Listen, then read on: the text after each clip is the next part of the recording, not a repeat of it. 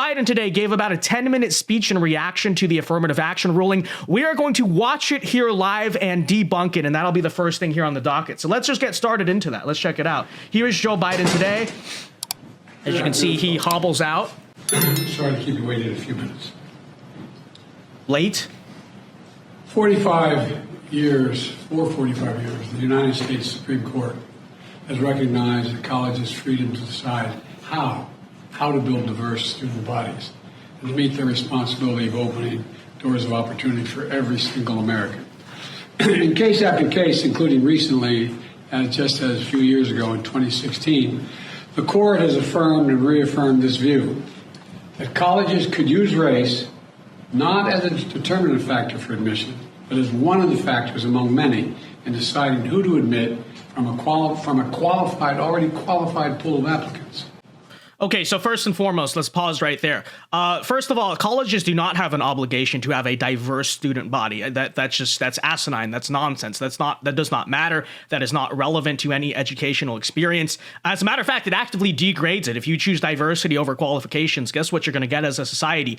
Broken bridges, doctors who literally murder you, all of that stuff. We understand that. But secondly here, okay, in the Harvard admissions case specifically, we talked about this in the video today. You say, race is not the only factor. It's just one consideration for a pool of already qualified applicants. That's literally not true, because as we showed on the screen earlier today, Asian students applying to Harvard versus black students. A black student in the 40th academic percentile. Okay, so it's basically 60% of kids out there are better than you. Okay, the 40th percentile. They were more likely to be admitted into Harvard than an Asian student in the 100th percentile. That means above the top 1%.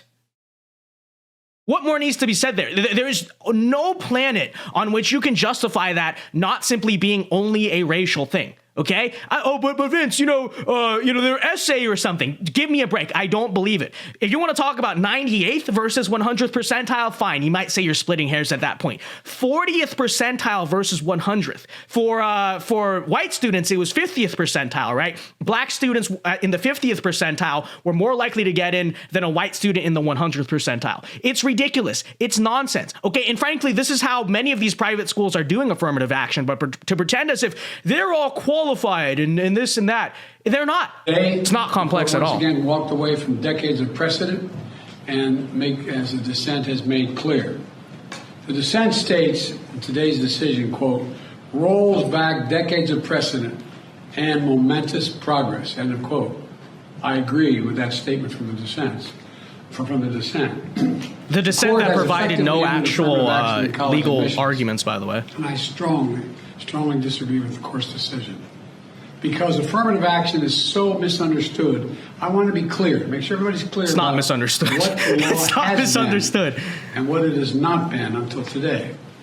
Many people wrongly believe that affirmative action allows unqualified students, yes, students to be admitted ahead of qualified 100%, students. yes. This is not how college admissions work.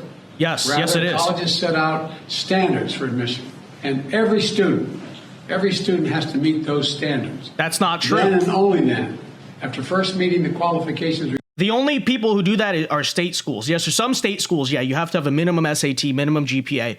But besides that, that is not true. Private institutions, yeah, you have the general percentiles, but there's no bar of admission. Harvard, there's no minimum SAT score.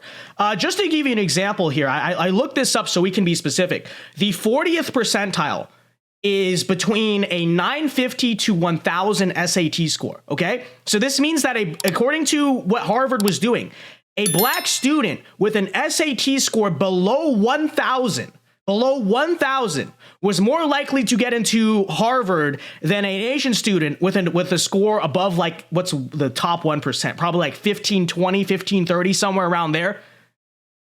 They're both equally qualified, They just had different access to opportunity or something. Give me a break. It's ridiculous. It's ridiculous.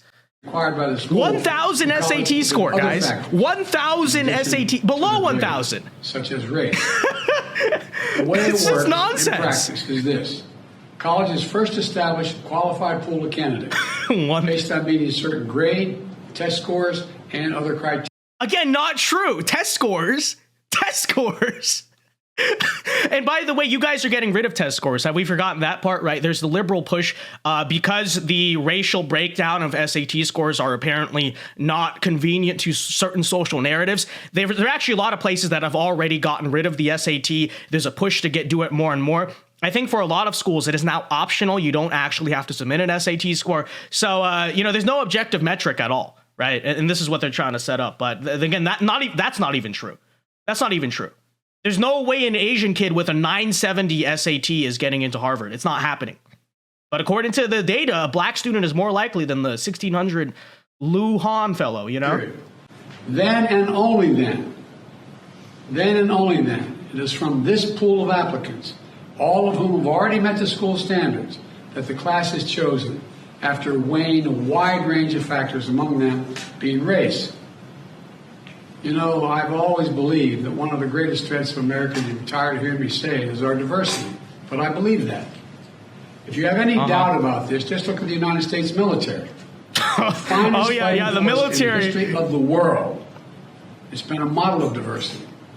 And it's not only made our nation better, stronger, but safer. Give me a break, dude. I believe the same is true for our schools. Okay, let's take a look at that then. So the U.S. military became really diverse when, like, the turn of the century, the 20th century, right? 21st century, I should say. That's when they officially let women in and, all that stuff. Have we won a war in this entire century? Okay, we got embarrassed in Afghanistan. We got embarrassed in Iraq. We really have nothing to show for in the 21st century. We don't. And the peak of military achievement in this country was what? World War I, World War II? Was the military diverse back then? Not exactly. So that's a silly argument. That's a ridiculous argument. Our military is becoming more diverse, true. And not saying correlation is causation in all cases, but the more diverse our military has become, the more weak it has become.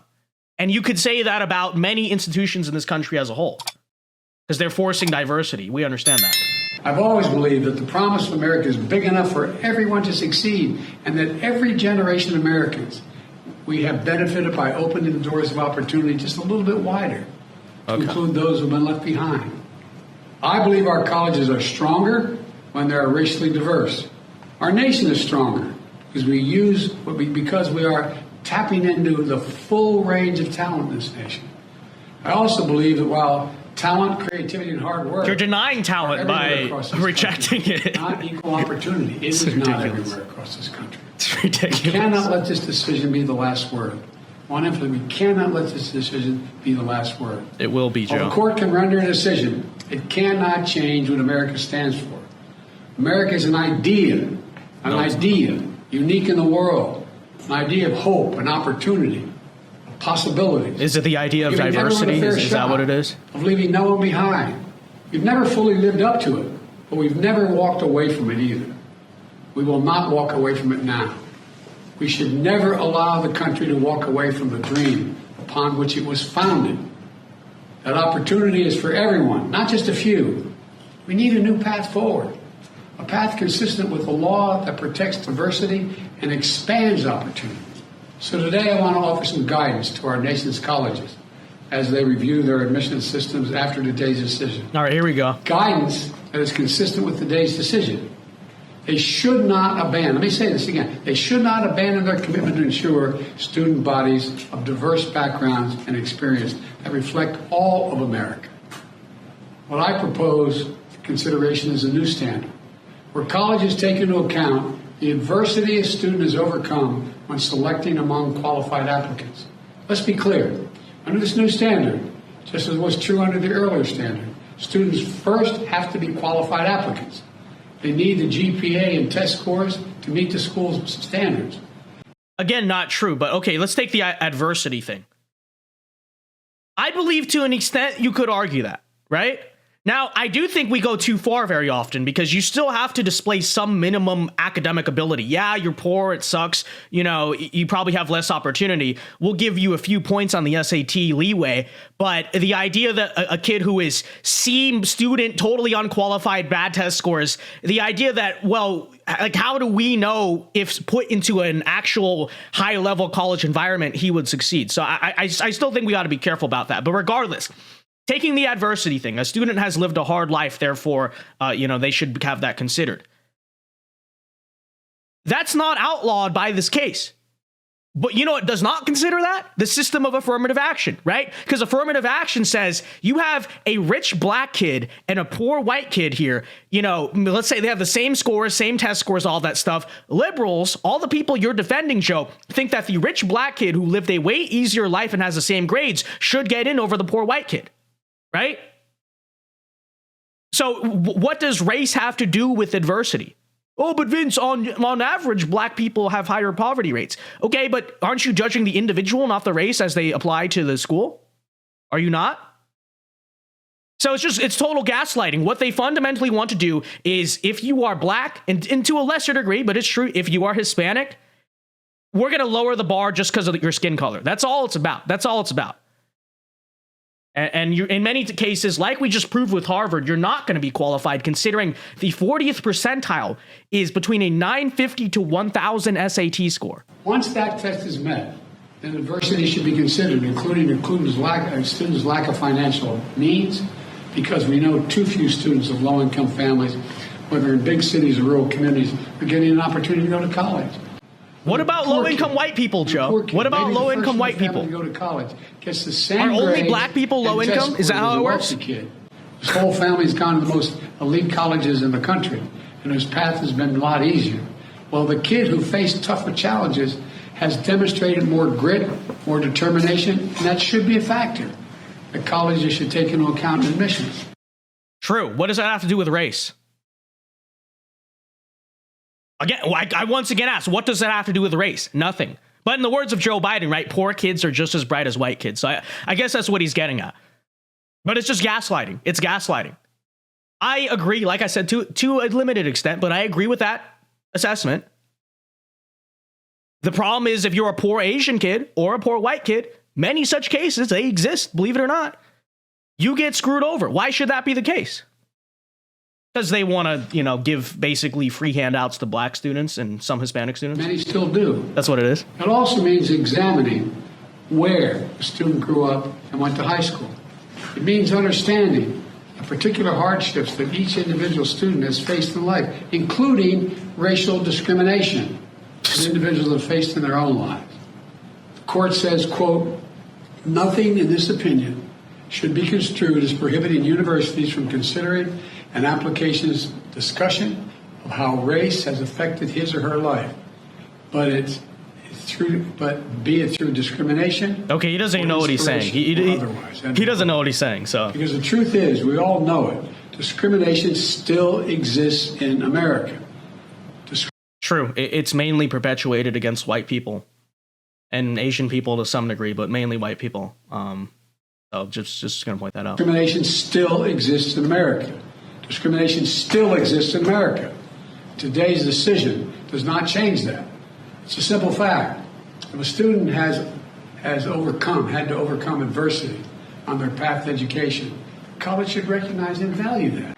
It's true. You know what discrimination looks like? Discrimination looks like if you are an Asian student with a literal 1,600 SAT score applying to Harvard, or a white student with, let's say, like a 1560 or something, you are less likely to get into Harvard than a black student with a 1,000 SAT score. That's exactly what discrimination looks like. That is the most discriminatory system I could possibly think of. It's true. I agree, Joe. Discrimination does exist in America. It just exists towards the opposite groups that you think it does. Our nation colleges and universities should be engines of expanding opportunity through upward mobility. But today, too often, that's not the case. Statistics, one statistic, students from the top 1% of family incomes in America are 77 times more likely to get into elite college than one from the bottom 20% of family income. 77%. What does that have to do with race? Greater opportunity. That has nothing to do with race. or too many schools. What does that have to do with race? System are the wealthy and the well-connected. The odds have been stacked against working people for much too long. We need a higher education system that works for everyone, from Appalachia to Atlanta and to far beyond. We can and must. You're discriminating against Appalachia. Today, I'm directing the Department of Education to analyze what practices help build more inclusive and diverse student bodies, and what practices hold that back. Practices like legacy admissions and other systems expand privilege instead of opportunity. Colleges and universities should continue their commitment to support, retain, and graduate diverse students and classes. And companies who are already realizing the value of diversity should not use this decision as an excuse to turn away from diversity either. We can't go backwards. Okay. I know today's court decision is a severe disappointment to so many people, including me. It's a severe disappointment to so many people finding out that, Black and Hispanic people have to also work hard and do the same things that society expects of everyone else. It's horrible. It's literally the KKK is in the Supreme Court, guys. Don't you know?